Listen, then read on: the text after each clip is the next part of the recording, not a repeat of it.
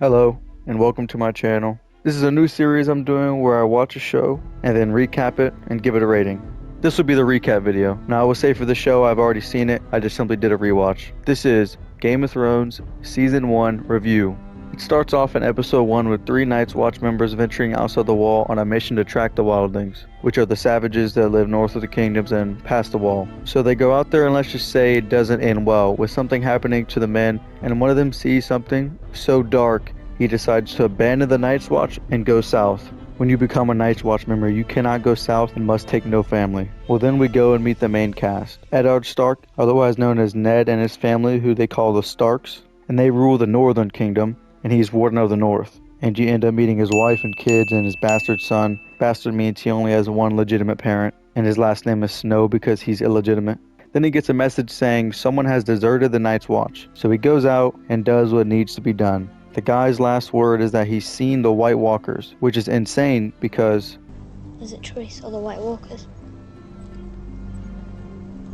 The White Walkers have been gone for thousands of years. So he was lying. The madman sees what he sees. And on the way back they find a dead stag and they go to see what killed it. They find a dead direwolf that was killed by the stag. And they also find 5 puppies next to the direwolf, and long story short, they take them home and each of the 5 Stark children get their own puppy, and Jon Snow also gets one, which they find a bit away from the other pups, and it just so happens to be albino. When they return to the castle, Ned is in the God's Woods when his wife, Catelyn, comes in and gives him a message. I am so sorry, my love. Tell me. There was a raven from King's Landing. Jon Arryn is dead. A fever took him. The raven brought more news. The king rides for Winterfell with the queen and all the rest of them. If he's coming this far north, there's only one thing he's after. You can always say no, Ned. So the Starks prepare for the royal court to come north. Then it introduces 2 new characters, Daenerys and her brother Viserys Targaryen. And Viserys tells her that she's getting married to a Dothraki warlord in exchange for his army. Going back to Winterfell, it skips about 30 days or so, and it skips to the royal court about to arrive. And they all line up to be ready whenever they ride into the castle.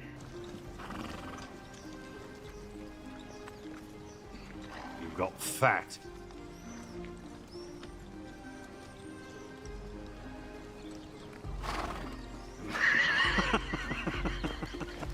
So Robert pretty much asked Ned to be the new hand of the king since the last one, Jon Arryn, died. And that night, Catelyn gets a letter saying that Jon Arryn was poisoned by the Lannisters, which are the blonde-haired people, and the wife to King Robert, or one of them is, and that they are conspiring against the throne. And with that information, Ned decided to go to King's Landing to figure out what happened and solve this mystery. And Daenerys gets married, then by her new husband, Khal Drogo. And to end the first episode off, the next day, Ned's 3rd youngest son, who's 9 or 10 at the time, climbs the old broken tower section of the castle and sees this. Are you completely mad? He saw us. That's all right. It's all right. It's all right. He saw us. I heard you the first time. Quite the little climb, aren't you? How old are you, boy? 10. The things I do for love. Episode 2. The aftermath of Brandon getting pushed off the tower by Jaime. Tyrion Lannister, the brother of Queen Cersei and Jaime, gets greeted by the Queen's son Joffrey, and he just bitches him a few times. Then he goes and eats breakfast with Cersei and Jaime and says he's heard the boy may live and that he will be taking a visit to the wall to piss off the edge of the world. Then Cersei visits Catelyn and Bran to give her great wishes and good luck, and that she hopes he survives, even though her brother's the one that pushed him off the tower. If there's one thing I really like in this show, it's the fact that even the so-called villains still have good writing and humane, and not just pure bad and hollow, and actually have a good backstory. And so everyone leaves, with Ned and the royal court going to King's Landing, which is the capital, and Jon Snow going to the Night's Watch to become one of them, and Tyrion going with him just to... No, I just want to stand on top of the wall and piss off the edge of the world. So they all depart and go their separate ways. Ned and King Robert have a conversation about various things, such as the wars from the past, and his bastard son's mother, and that there is a war coming soon. He can feel it. And Jon Snow finds out the Night's Watch is full of and unhonorable men. Then Catelyn defends off against an assassin sent there to kill Brandon. Jon arrives at the wall. Catelyn goes to the broken tower to investigate what happened there and finds a long strand of hair and calls a meeting to tell her close circle that the Lannisters are up to no good and that she's going to King's Landing to warn Ned. Now Joffrey, which is the king's son, and Sansa, which is Ned's son, bond while Arya trains with the butcher's boy. Then Joffrey comes along and antagonizes the boy, and so this happens.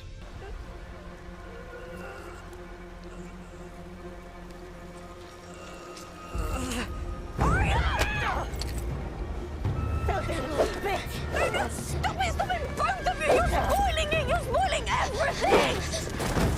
I'll gut you, you little cunt!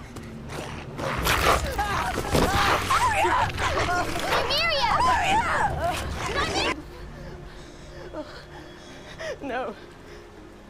No. After that happens, they all have a meeting and decide to kill Arya's wolf. But Arya had already sent the wolf away before she was captured. So they decide to kill Sansa's wolf. And Brandon wakes up. Episode 3. They arrive in King's Landing, and Ned meets the small council members, and later on, Lady Catelyn also arrives in King's Landing to figure out who owns the dagger used to try and kill Brandon, while Jon Snow is settling down nicely at the wall. Lord Snow here grew up in a castle, spitting down on the likes of you.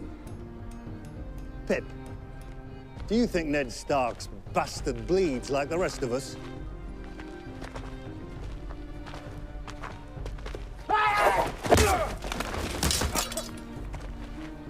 Next!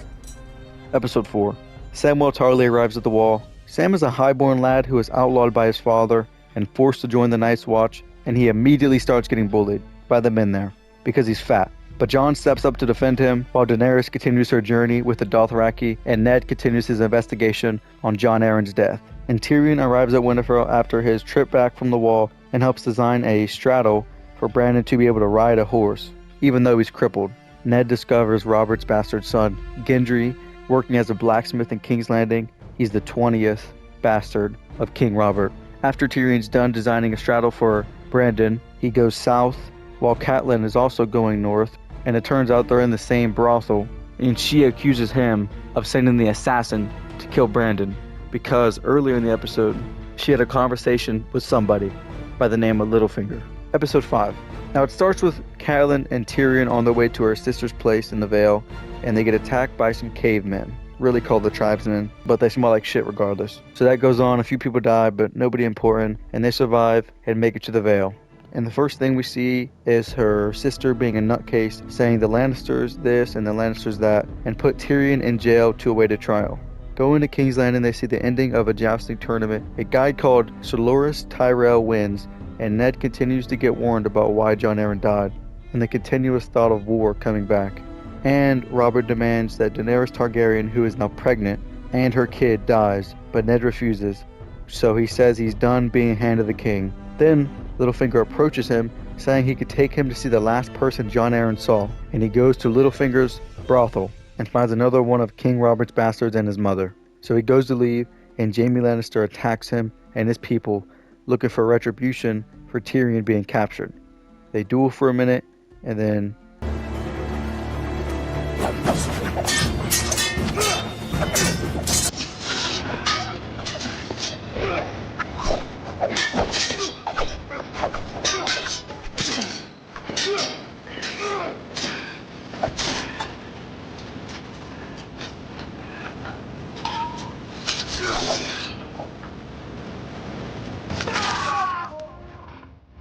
My brother, Lord Stark. I want him back. Episode 6. Ned wakes and is greeted by Robert and Cersei. Cersei tries saying Ned's men attacked Jaime, while Ned is saying Jaime should be brought to justice. Robert bitch slaps her and sends her away while they discuss, and he ends up giving him back the Hand of the King role and says to end the feud between the Starks and the Lannisters, while Daenerys sits with her dragon egg Maester Luwin, was able to get Brandon's saddle to work. And Robert and Brandon and Theon go out riding, and they encounter this. Get down. Be quick about it. I can't. The saddle, the straps. You some kind of cripple? I'm Brandon Stark of Winterfell. If you don't let me be, I'll have you all killed. Drop the knife. Let him go and I'll let you live.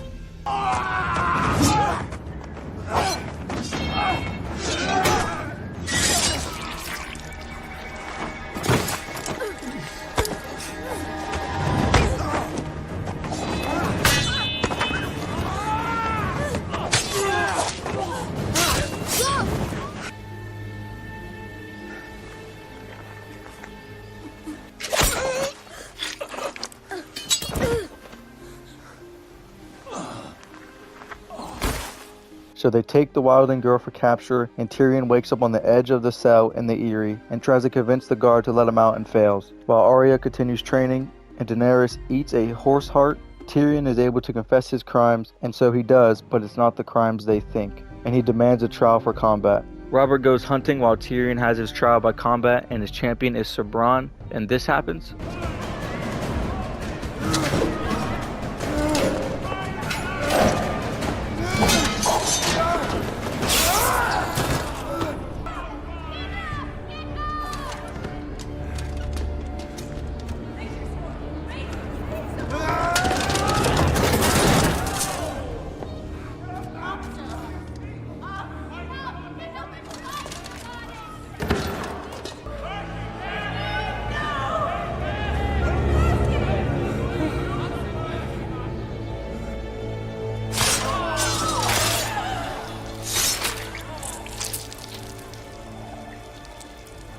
And Ned finds out that Joffrey isn't a Baratheon, while Viserys tries to take Daenerys back and demands his golden crown, and so Khal Drogo gives him a golden crown. Quartermay. No! No! You cannot touch me! I am the dragon! I am the dragon! I won my crown! Ah! No, you can't! Daddy, please!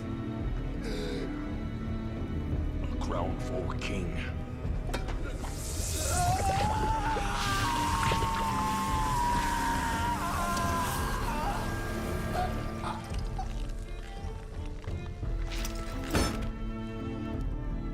He was no dragon. Fire cannot kill a dragon. Ned confronts Cersei about her kids being inbred. Jon is on the wall and his Uncle Benjen's horse returns from the expedition north, but he's not on it. While Robert Baratheon gets fatally wounded in his boar hunt, he says his final farewells and writes a letter to say Ned sits on the throne until Joffrey comes of age. But since Ned knows Joffrey is not a trueborn, he puts rightful heir instead. Daenerys almost gets poisoned by some guy on the order of the small council, but gets saved by Ser Jorah, and Jon gets assigned a steward position at the wall, which is basically a maid. And Littlefinger tries to get Ned to make Renly king, but he refuses, but Littlefinger still says he'll help, which is Ned's plan. While the assassin who tried to poison Daenerys gets dealt with, and Khal Drogo pledges he will take the Seven Kingdoms and rip the men out of their iron suits and take the Iron Chair. King Robert dies, and Ned is summoned to the throne room by King Joffrey, and Littlefinger assures him he has his back. While Ned talks with Cersei about Ned being appointed King Regent, he gives them the note, and Cersei tears it to shreds, saying, "We have a new king now." And Ned says he wants no bloodshed, and for the City Watch to seize control and seize Cersei, and this happens. No! I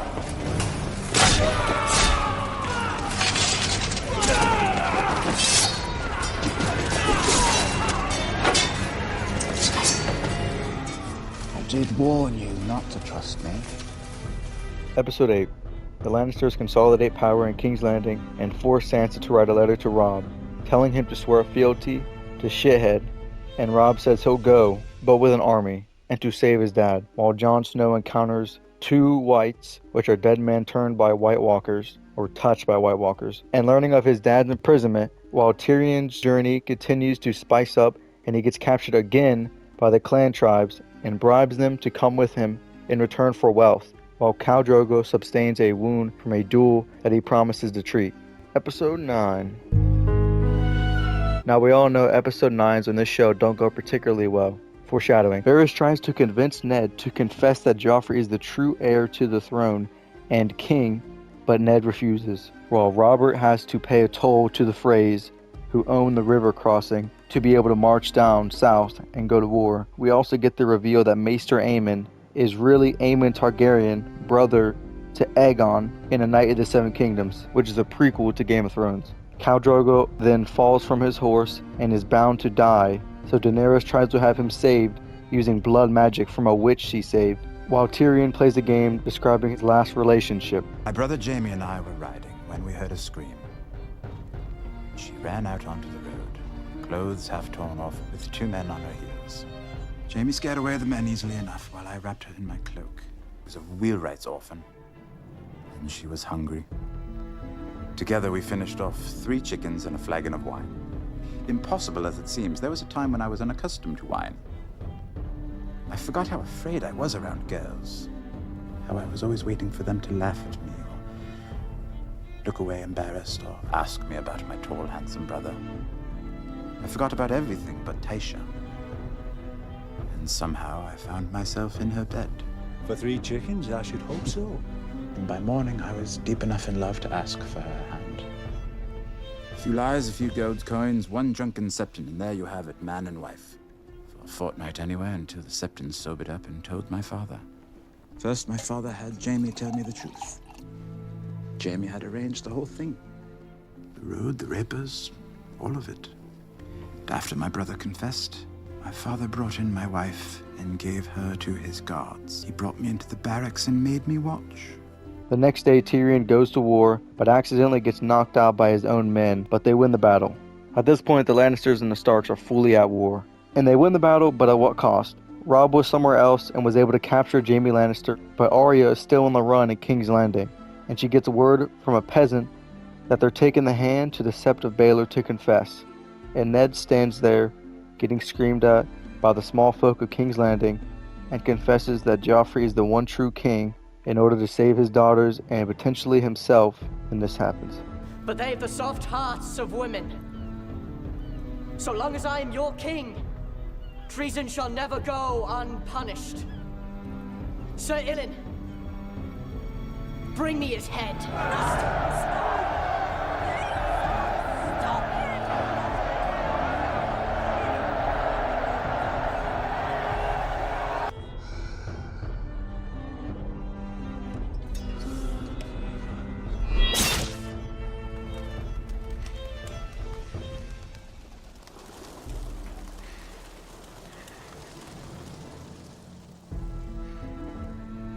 Episode 10, the final episode.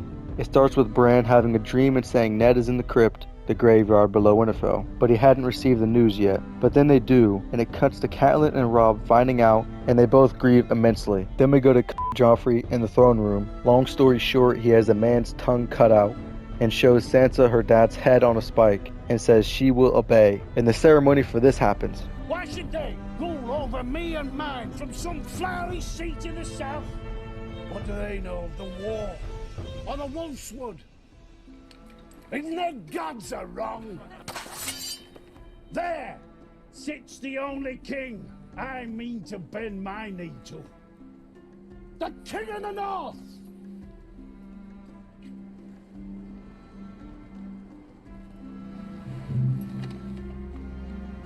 I'll have peace on those terms. They can keep their red castle. The King in the North. The King in the North! The King in the North! The King in the North! The King in the North! The King in the North! The King in the North! Tywin tells Tyrion he will go to King's Landing, and Daenerys wakes and finds out her son is dead, and discovers that Khal Drogo is now a vegetable. Jon Snow deserts the Night's Watch and goes to join Robb. Samwell and others bring Jon back to the wall, while Arya disguises herself as a boy. Lord Commander of the Night's Watch then tells the Night's Watch that they will be riding full force against the wildlings and anything else beyond the wall, because he got a report from a captured wildling that they are gathering in a stronghold north. While Daenerys has a great fire with Drogo, who she had killed the night before because he was pretty much dead already, and then she walked into the great fire, and her clothes burned, but she did not. Then morning arrives, and the fire went out, and you see her there with 3 baby dragons in her arms. End of Season 1. I hope you enjoyed this long video. This was my Game of Thrones Season 1 recap. I would give this season a strong 9.3, an incredible season with such great dialogue.